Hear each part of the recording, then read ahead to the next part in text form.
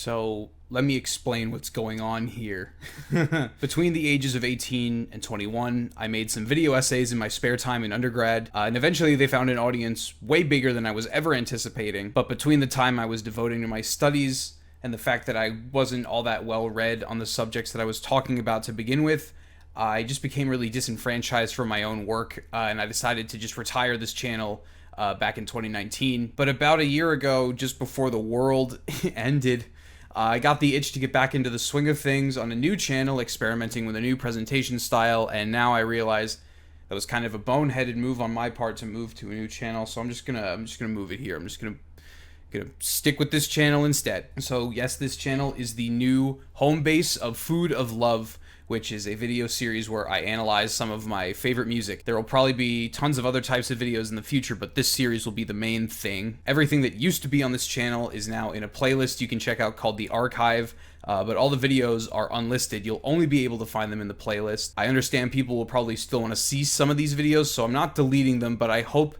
that you can understand as you watch them that I was definitely a lot younger and frankly more mean-spirited and arrogant than I thought I was at the time. I'll probably wind up remaking some of the more popular videos like the Death Grips one, but update them with new information since those videos were getting pretty old. But what you're about to watch is the first proper episode of Food of Love, which I initially made back in May of 2020. Future episodes will be totally brand new, with releases on no particular schedule throughout the summer, so I hope you enjoy.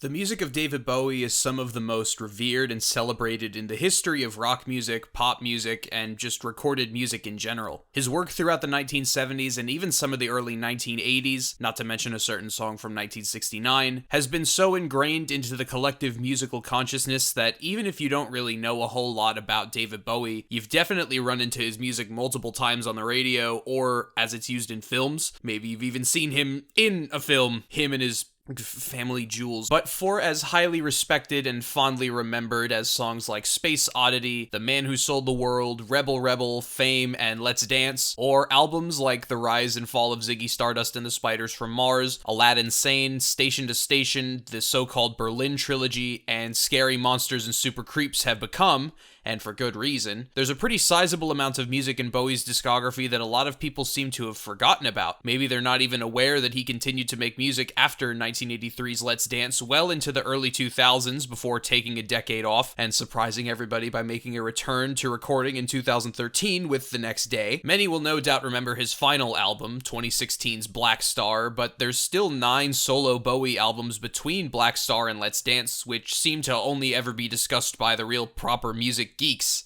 like me. I recently listened to all 25 of David Bowie's solo albums in chronological order, and I just couldn't keep my thoughts about them all to myself, so I'm subjecting all of you to them. I want to take a look at some select moments from a few of these 9 albums between Bowie's alleged sellout record in 1983 and his swan song from 2016, because while his enduring legacy has always been marked by reinvention and a willingness to wear his influences on his sleeves in a unique way, the music he made in these 30 or so often overlooked years exemplifies those artistic traits maybe even better than some of his most popular work. Here are 5 underrated David Bowie songs. After Bowie released Let's Dance, which was his move to a more accessible pop sound, which wound up being the best-selling album of his whole career, he decided to continue in that musical direction for the follow-up album, 1984's Tonight. It proved to be yet another successful release commercially, but critics and many longtime fans weren't too keen on it, and when you listen to it, it's really not hard to see why. Apparently, Bowie was pretty minimally involved with the album's production, and it really shows. 5 of Tonight's 9 tracks are covers, and 3 of those covers are of songs by his longtime friend and collaborator Iggy Pop. Now, when David Bowie covers a song, it either turns out really good, or, as in the case of most of the covers here,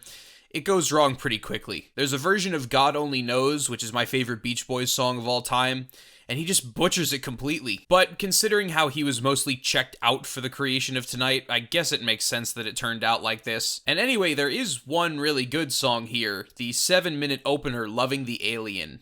This is a song about organized religion and about history. It was specifically inspired by Bowie's belief that so much history is wrong, as is being rediscovered all the time, and that we base so much on the wrong knowledge that we've gleaned. He seems particularly interested here in the conflict between Israel and Palestine, comparing their modern struggle to that of the Templars and Saracens during the Crusades of the 12th and 13th centuries. Bowie doesn't seem to believe much in the power of prayer either, claiming that it leads people to believe the strangest things. It's an interesting point of view on a very complicated subject, whatever your interpretation of his exact beliefs might be. Musically, Loving the Alien is a classic example of 80s cheese, but not to an extent that I would usually find off-putting or distracting. You've got that fat snare drum, washy synth leads, a small chorus of backup singers, a bluesy guitar solo towards the end. I mean, it's the whole 9 yards. But the other tracks on Tonight turn up the cheese dial far more with these horn sections and gentrified reggae grooves and...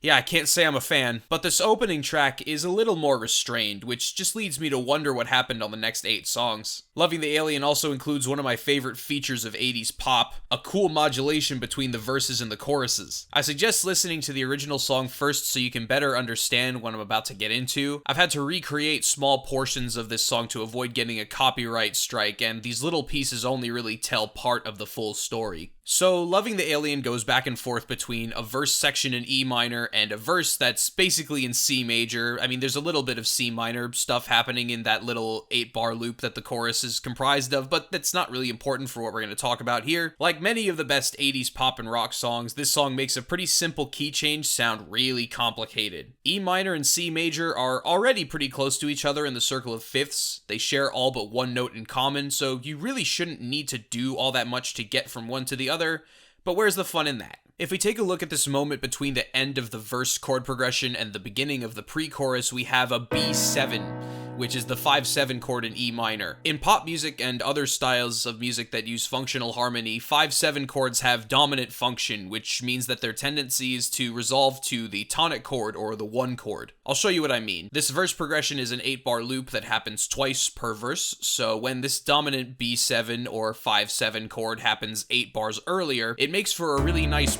cadence back to the tonic E minor or 1 chord that this loop starts on. You've heard the sound of 5 going to 1 your whole life, even if you don't really know what it's called. It's just this innate quality in so much music that's derived from European harmonic ideas, where the bass leaps up a 4th or down a 5th, and everything just feels settled. This 5-1 cadence pattern illustrates the goal of tonal music, which is to get to dominant so that we can resolve back to tonic and start the cycle anew. But when we get to dominant, we can actually do any number of different things. This dominant 7th chord is quite malleable, and we can do a whole lot of wizardry and trickery with it if we're careful about it, which is exactly what Bowie does at this moment before the pre-chorus. You see, another possible resolution of the 5 chord is to step up to the 6 chord, which is called a deceptive cadence. The 1 chord and 6 chord share 2 out of 3 notes in common, which is why this works so well. If I play that chord progression in E minor from before, but resolve the B7 deceptively, you'll see why this cadence has its name. It almost feels like you've been deceived.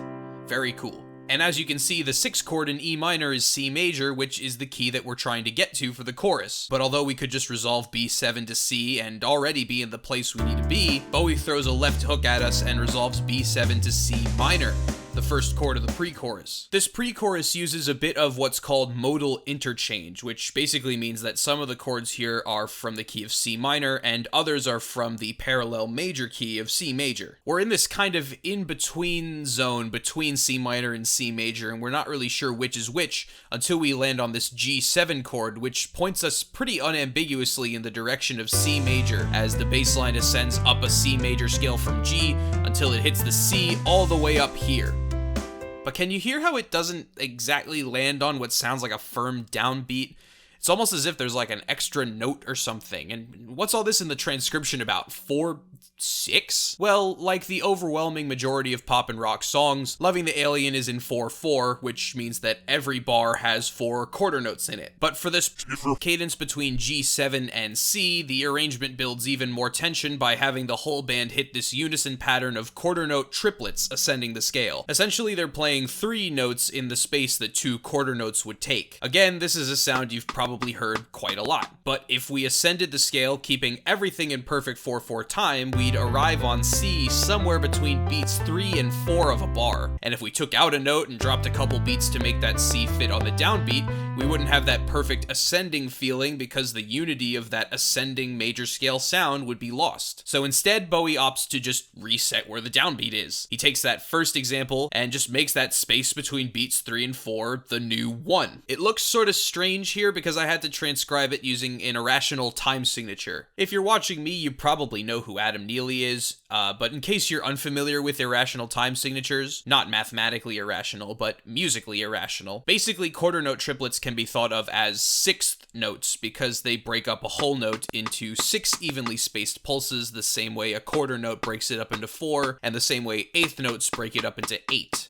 So this bar of 4/6 is a bar of 4 quarter note triplets, or 4 sixth notes, like how 4/4 is 4 quarter notes. The partial triplet bracket here is there for the sake of clarity when reading the notation. I highly doubt anybody involved in the process of making Loving the Alien was thinking in terms of irrational time signatures, but this is the cleanest way to represent what's happening in musical notation, and as an added bonus, it gives me a reason to talk about irrational time signatures in a video about pop rock. But even divorced from how extremely nerdy this is, I think this pre-chorus builds and resolves tension both harmonically and rhythmically in a really interesting way.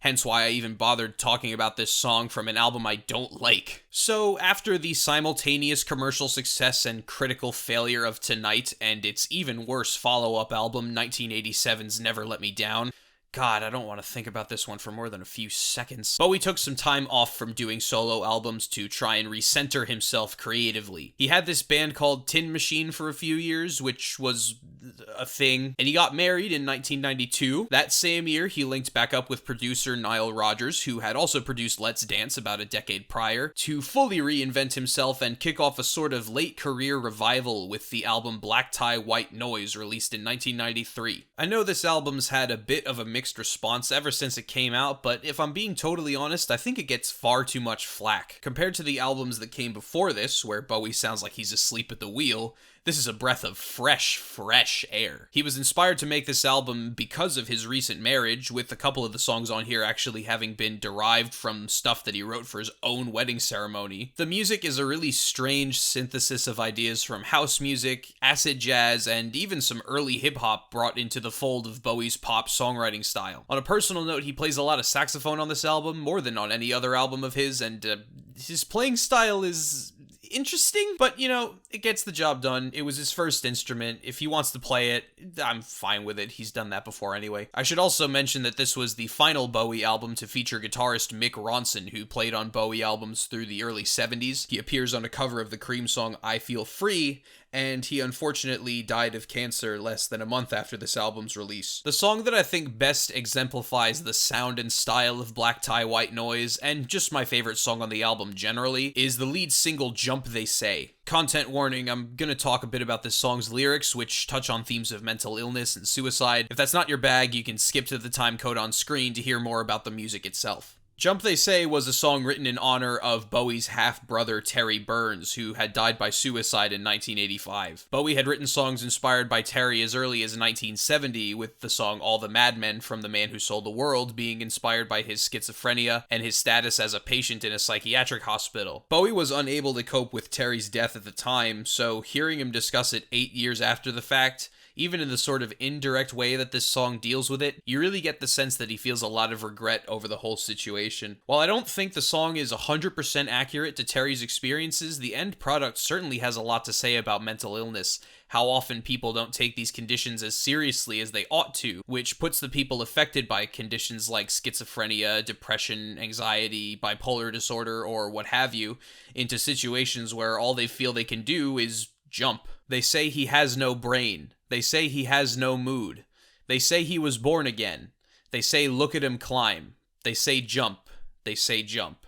On the musical end of Jump They Say, Nile Rodgers provides a drum loop and a guitar track that's straight out of some kind of acid funk jam, and provides such an infectious backbone for the whole song to build upon. The chorus changes the mood in a very subtle way by moving into a minor key, and it has a really interesting sax part from Bowie where his instrument seems to sort of warble through its melodic line in a way that gives the song this interesting organic component that juxtaposes really nicely against the sort of unchanging drum loop and generally section-based nature of the production generally speaking. There's also a really cool breakdown in the middle where trumpeter Lester Bowie, no relation, goes nuts over the drum break, and it's just a lot of fun. He makes appearances more than a few times on Black Tie White Noise, and he's one of my favorite parts of the album. And that outro with the backing vocals repeatedly singing the line "Gotta Believe Somebody" ends the song on a truly poignant note. If you listen to one song from this album, make it Jump They Say, although I would highly suggest you check out the whole record too. It's in desperate need of critical reappraisal. Not necessarily a masterpiece, but far better than a lot of people are willing to give it credit for. Bowie continued his 90s creative streak with the 1995 album Outside, another album that saw him linking up with prior collaborators. This time, instead of Nile Rodgers, we have Brian Eno, who played a big part in the direction Bowie took during his Berlin albums, especially Low and Heroes, which devote a lot of time to the ambient music which Eno gave its name and pioneered with his own ambient series of albums. But of course, Eno is far from just being the ambient music guy, and I think that's pretty well demonstrated by Outside, which sees Bowie going in a direction heavily inspired by industrial rock. The supporting tour for this album featured Nine Inch Nails as a supporting act,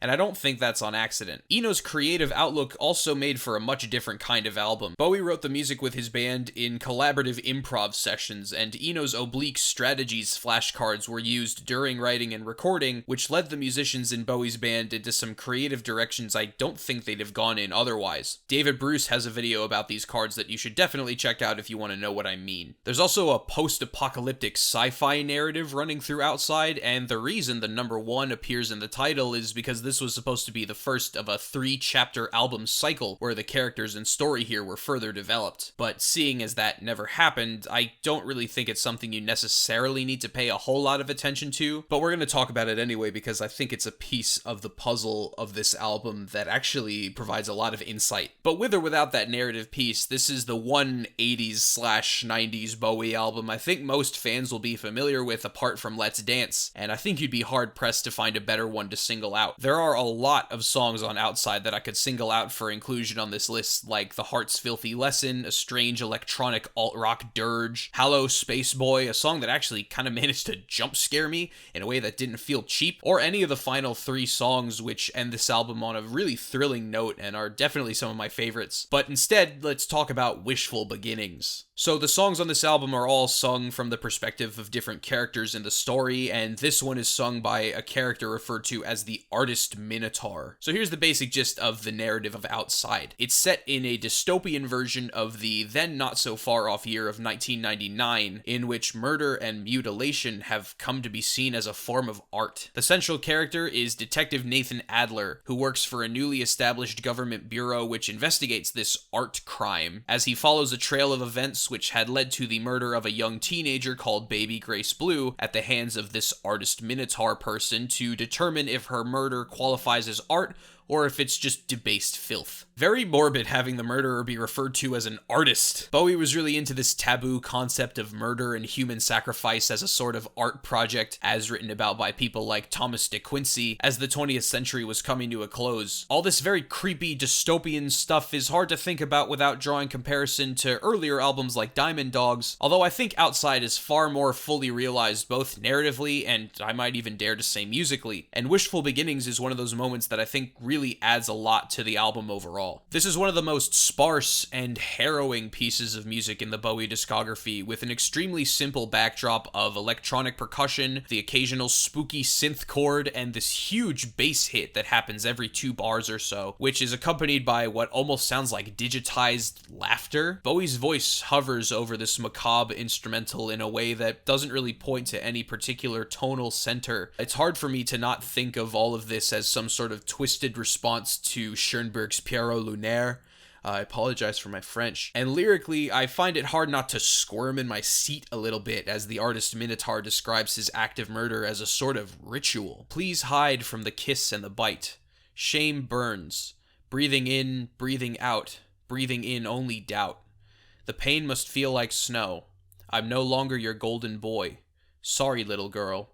I'm sorry, little girl. This isn't really a case where I'd say this is the one song from an album you should check out above any of the others. Outside is excellent from start to finish, and probably one of my top 10 Bowie albums. Wishful Beginnings is just a moment that really stands out to me that I don't usually see getting brought up a whole lot, even in conversations about this album. In fact, it was actually cut from some reissues and pressings of Outside, so even Bowie fans who think they own all of his work and have heard everything might not even know it exists if they have one of the wrong pressings.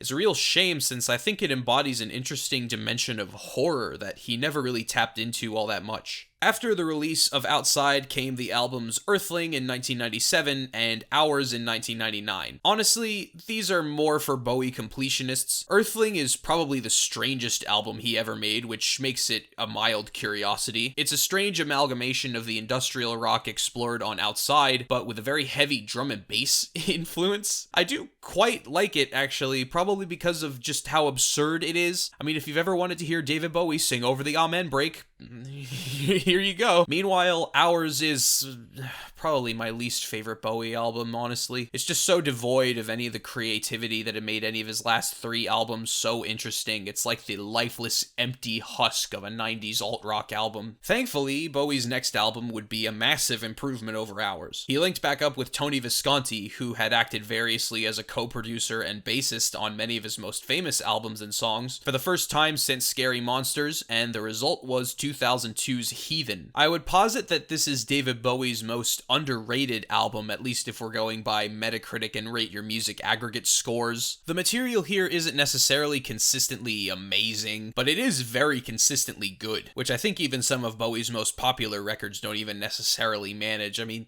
that cover of Let's Spend the Night Together on Aladdin Sane, I could live without it. The making of Heathen was notoriously marked by both the death of Bowie's mother in April 2001, and then, of course, the September 11th attacks a few months later. These events seem to have cast a dark shadow over Bowie and his collaborators as they wrapped production, especially on this album's final song, one of my favorite all-time Bowie ballads, Heathen, The Rays. This is one of the early moments in the later period of Bowie's career, if that makes sense, where he starts to wrestle with the idea of his own mortality. In an interview with the Daily Beast, he singled this song out as maybe his favorite that he had written up until that point. Maybe he was just sort of riding on the hype of the new album cycle or something, but his comments on it I think are really illuminating. It seems to be a summation of some kind, and I think will become a personal milestone of some sort to me. It contains for me a strong indication of how beautiful and wonderful life is, and how I regret that I will have to relinquish my hold upon it. I only could have written it at my present age.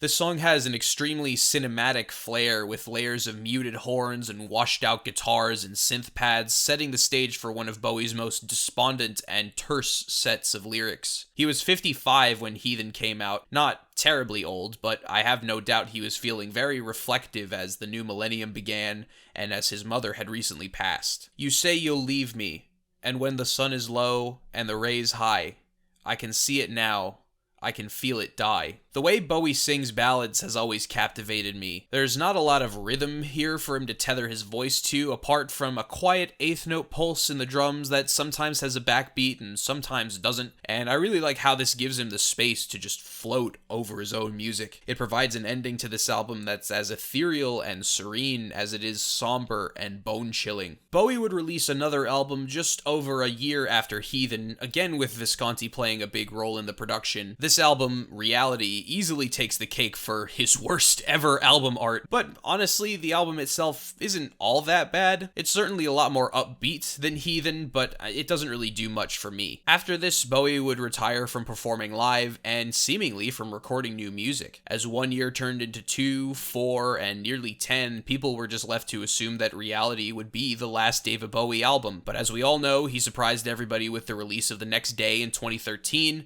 going so far as to have everyone involved in the album's production sign non-disclosure agreements and recording in total secrecy. This is where our journey ends as far as this video is concerned. After this, there was only one album left to go, Black Star in 2016, and I mean, there's not a single underrated song on there as far as I'm aware. They're all fantastic. And I'm pretty sure everybody recognizes that they're all fantastic, so I don't really need to go into much detail about that. But when it comes to the next day, I think there's definitely some stuff here that goes kinda overlooked. It seems like when Black Star came out, people sort of left this album behind, which I just don't think is all that fair. To me, the next day demonstrates that even when Bowie wasn't making music, he still had his finger on the pulse of the musical climate around him, particularly the ways rock music had changed and evolved in his time off. There's a lot of material here that actually sounds very influenced by indie rock and the post-punk revival and other 2000s rock kinda things, whether it be The Stars Are Out Tonight, which I think kinda has echoes of The Killer's Mr. Brightside. Valentine's Day has a sorta Interpol flair, and the song I'm choosing to highlight most of all, Love Is Lost, fits in so well with the musical climate of the time that it made for a really, really good LCD Sound System song. I mean, it's not really an LCD Sound System song, it's the Hello Steve Reich mix by James Murphy of Love Is Lost, which, you know, just basically sounds like David Bowie fronting an LCD Sound System song. It's really good. But in terms of the original version of Love Is Lost, it harkens back to an album like Low in a big way, and yet it doesn't just sound like a retread of old ideas. In a way, I think it's an accurate musical reflection of the lyrical content, which paints a picture of a starry-eyed young person coming into stardom with all the hope and enthusiasm in the world, but as their career progresses, they become more and more disillusioned, carrying with them all this deep pain and trauma. It may be a meta-commentary on Bowie's own career trajectory from the early to mid-70s, with his rise to international fame after Ziggy Stardust and his eventual mental collapse upon moving to America and developing a serious drug addiction by the time he was making Young Americans, and especially Station to Station. There's this great moment coming out of the third stanza of lyrics, which is presented with different musical materials from the other three. This stanza moves the music from B flat minor to a chord progression starting on E major, a chord with a root note a tritone away from B flat, which is the farthest possible distance between two notes in our 12-tone system. When the song shifts back to the original key, it doesn't do so all at once. For a brief moment, you hear B flat and E rub up against each other. It's one of the most effective uses of the particular dissonant quality that tritone relations have that I've come across in this style of music, and it sets up the final bleak stanza perfectly. Say hello to the lunatic men. Tell them your secrets, they're like the grave. Oh, what have you done? Oh, what have you done? Love is lost. Lost is love. You know so much, it's making you cry. You refuse to talk, but you think like mad. You've cut out your soul and the face of thought. Oh, what have you done? Oh, what have you done? So that's just 5 of the many great David Bowie songs there are out there waiting to be heard from this strange in-between period of his. I would highly recommend you check out some of the albums these songs come from if you haven't already, particularly Black Tie, White Noise, Outside, Heathen, and The Next Day. If there's any songs you feel strongly about from this middle period of Bowie's output, I'd love to discuss them in the comments. I didn't even mention some of his work for film and television, like his song with the Pat Metheny Group for The Falcon and the Snowman, or the Buddha of Suburbia record, which some people consider as one of his bona fide solo albums. There's just so much to talk about with David Bowie. I mean, what an incredible legacy of amazing music he left behind. I hope to do more videos like this that aren't just giant album review marathons in the future. That was always my intention with this channel going in, and it feels good to actually be following through. So anyway, till next time.